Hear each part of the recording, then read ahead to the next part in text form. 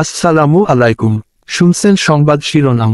বাঞ্ছারামপুরে যুব সমাজ প্রবাসীদের উদ্যোগে সুন্নি মহাসম্মেলন। এখন শুনবেন বিস্তারিত। ব্রাহ্মণবাড়িয়ার বাঞ্ছারামপুরের কমলপুর যুব সমাজ ও প্রবাসীদের উদ্যোগে কবরবাসীদের স্মরণে সুন্নি মহাসম্মেলন অনুষ্ঠিত হয়েছে।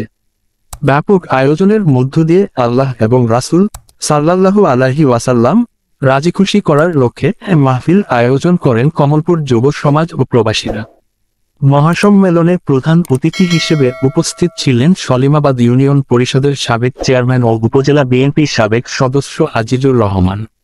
এতে প্রধান বক্তা হিসেবে উপস্থিত ছিলেন আব্বাসী মঞ্জিল জৌনপুর দরবার শরীফের গদ্দিনিসীন পীর হজরত মাওলানা ডক্টর এনায়েত উল্লাহ আব্বাসী। তিনি বলেন, বাংলাদেশের সার্বভৌমত্ব রক্ষার জন্য সকল মুসলিমকে ঐক্যবদ্ধ থাকতে হবে। দেশ ও দেশের সার্বভৌমত্ব রক্ষা ঈমানের অঙ্গ। এছাড়াও তিনি আল্লাহ এবং রাসূল সাল্লাল্লাহু আলাইহি ওয়াসাল্লাম নিয়ে ওয়াজ নসিহত করেন শ্রোতাদের উদ্দেশ্যে।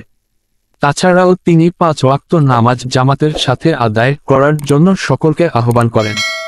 ওয়াজ মাহফিলের সার্বিক পরিচালনায় ছিলেন সাংবাদিক কমলপুর ঈদগাহ পরিচালনা কমিটির সভাপতি রফিকুল ইসলাম। এ সময় উপস্থিত ছিলেন সলিমাবাদ ইউনিয়ন পরিষদের প্যানেল চেয়ারম্যান রফিকুল ইসলাম, উপজেলা জাসাসের সভাপতি এম.এ. সালাম, মাই গ্যাসের প্রধান নির্বাহীর কর্মকর্তা মোহাম্মদ মহসিন, প্রবাসী বিএনপির নেতা জাকির হোসেন প্রমুখ।